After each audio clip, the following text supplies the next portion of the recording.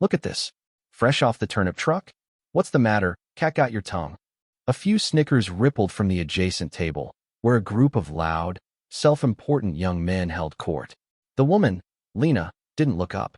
Her focus remained entirely on the small, careful task of cutting her daughter's pancakes into perfect, bite-sized squares. Her hands, calloused from farm work but moving with a surgeon's precision, were a universe of calm in the noisy diner.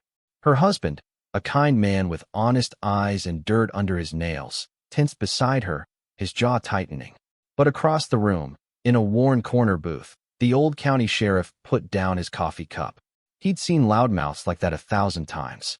But he'd only seen a stillness like hers a handful of times in his entire life, and never in a place like this. He didn't see a timid farm wife. He saw a coiled spring, a posture of perfect balance that wasn't peace, but profound readiness. It was the calm of someone who had faced down true chaos and found it wanting. If you believe true strength doesn't need to announce itself, type respect in the comments below. The antagonist, a local hotshot named Rick who mistook his father's money for personal merit, continued his barrage. His arrogance was a performance, and he demanded an audience. Are you even from around here? Or did you just get lost on your way to a petting zoo? He sneered, his voice dripping with condescension. He sized up their simple, durable clothes, the worn boots, the lack of any pretense, and saw only weakness. He saw targets.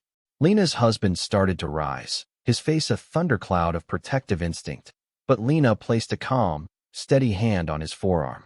It was not a plea, it was a command, delivered with a pressure so slight only he could feel it, yet it anchored him to his seat. Her silence was a language he understood intimately. To Rick and his friends, however, this profound lack of reaction was gasoline on the fire of their ignorance. They mistook her calm for fear. They mistook her discipline for submission. The other patrons in the diner shifted uncomfortably, their gazes dropping to their plates, becoming complicit through their own silence, isolating the family in a bubble of public humiliation.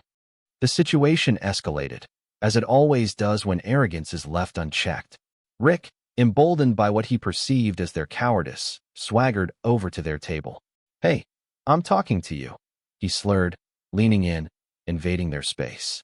He made a critical, irreversible error. He didn't touch Lena. He didn't touch her husband. He reached out a careless hand and, with a flick of his finger, sent a piece of his daughter's carefully cut pancakes skittering off the plate and onto the floor. It was a small, petty act of dominance, but it crossed a sacred, invisible line. In that instant, the ambient hum of the diner, the clatter of cutlery, the low murmur of conversation, seemed to vanish into a vacuum. The air itself grew heavy, charged with a sudden, terrible gravity. Lena's preparation was imperceptible to the untrained eye. There was no dramatic shift, no gasp for breath. It was simply that her focus, once maternal and soft, became something else entirely. Her gaze lifted from her daughter and locked onto Rick with an intensity that was cold, analytical, and utterly devoid of emotion. Her back straightened by a single, calculated millimeter. It was the predatory stillness of a sniper settling into the scope. Rick, oblivious, let out a short, triumphant laugh. "See? Nothing," he boasted, turning back to his friends to share in his pathetic victory. That fractional turn, that moment of gloating distraction, was the only invitation Lena needed. The movement, when it came, was a blur of impossible efficiency. It was not a fight, it was a physics lesson. Her left hand shot out, not in a fist, but with an open palm, gripping the fabric of his jacket just below the collarbone. Simultaneously, her right hand cupped his elbow, locking the joint. She rose from her seat, not with aggression, but with a fluid grace, using his own forward momentum to pull him catastrophically off balance. He was a man who outweighed her by 100 pounds, yet he felt as light as a child's toy. The takedown was a symphony of leverage and control. A classic hip throw, executed with such flawless technique that he was airborne for a silent, breathtaking moment before landing flat on his back with a dull, final thud that echoed the finality of a gavel. She followed him down, not with a pounce, but with the same fluid momentum, her knee coming to rest with gentle, immovable pressure on his sternum. Her hand still controlled his arm in a lock that sent lightning bolts of clean, technical pain through his shoulder.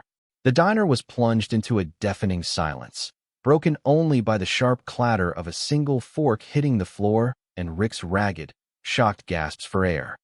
The sheriff was already on his feet, moving with a slow, deliberate pace that broadcast absolute authority. He didn't rush.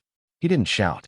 He simply walked into the epicenter of the silence, his presence sucking all the remaining levity from the room. His gaze fell first not on Lena, but on the man pinned to the floor. "You're done, son," he said, his voice a low rumble of gravel and finality. Then, his experienced eyes lifted to Lena. He saw it all in a single, professional glance. He saw the perfect distribution of her weight, pinning the larger man without effort. He saw her control of the wrist and elbow, a textbook demonstration of joint manipulation designed to dominate without causing lasting injury. He saw the complete absence of anger or adrenaline in her expression, replaced by a focused, dispassionate control. He had seen this before. He'd seen it in grainy training films from the most secret corners of the special operations world. He'd seen it described in classified after-action reports he'd been cleared to read 2 decades ago. It was the unmistakable signature of a very specific, very lethal community. He looked at Rick, then let his gaze sweep over the stunned onlookers. "Seems to me," he began, his voice cutting through the stillness, "that a few people in here made some very bad assumptions today." The sheriff crouched down, not to help Rick, but to look him squarely in the eye, ensuring his words would find their mark. "You assumed because this family is quiet, they're weak. You assumed because their hands have honest dirt on them, they're simple. You made an assumption about her," he said, nodding toward Lena. "Because she's a mother, sitting peacefully with her child." He stood back up, his voice rising just enough to carry to every corner of the silent diner. "Let me tell you what you just experienced. That wasn't a lucky swing from a farm wife. That was a non-escalatory, dominant position takedown with perfect biomechanical control. That is professional muscle memory.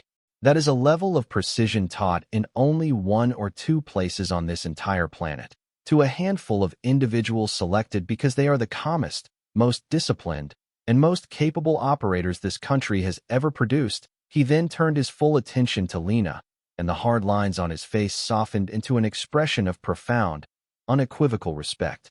In a gesture that no one in that county had ever witnessed, the sheriff, a man of immense local authority, removed his hat. It was a sign of deference reserved for fallen soldiers and visiting generals. "Ma'am," he said, his voice thick with reverence. "My apologies for the disturbance to your family's meal." The story of that morning didn't just spread through the small town, it detonated.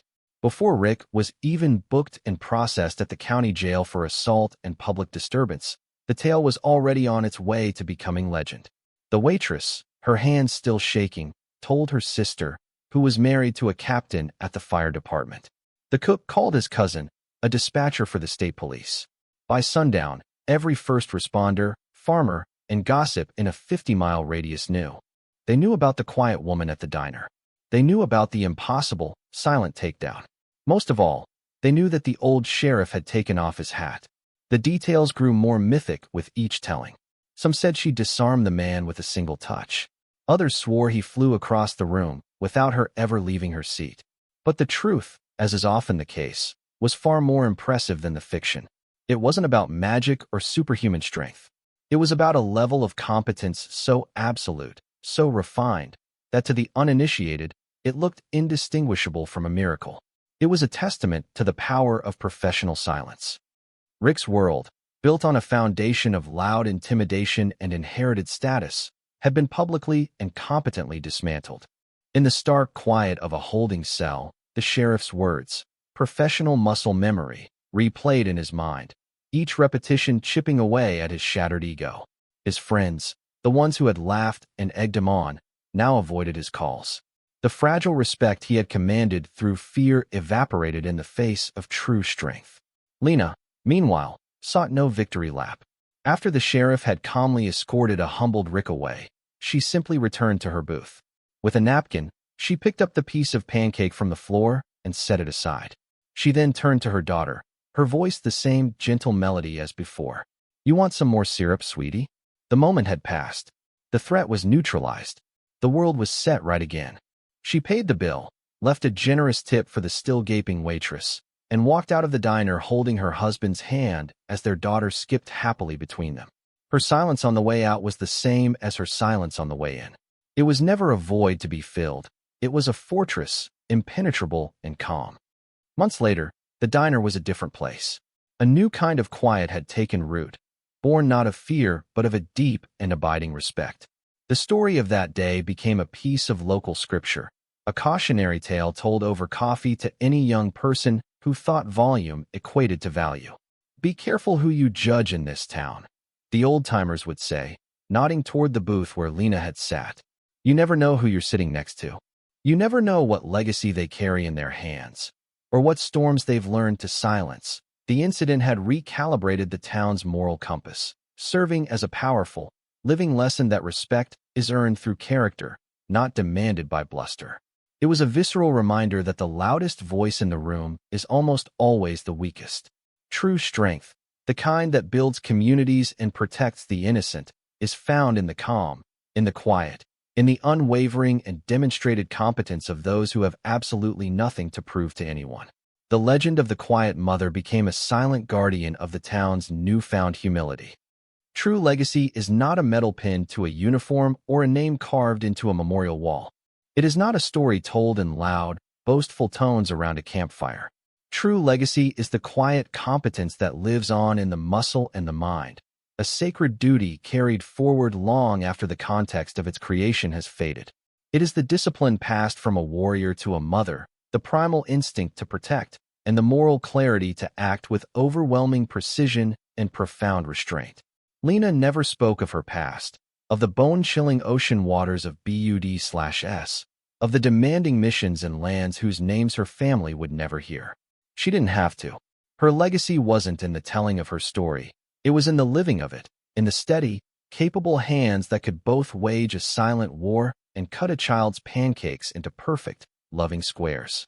Her silence was her greatest testament, a powerful, living reminder that the most formidable people on earth are not those who shout about their strength, but those who have no need to speak of it at all.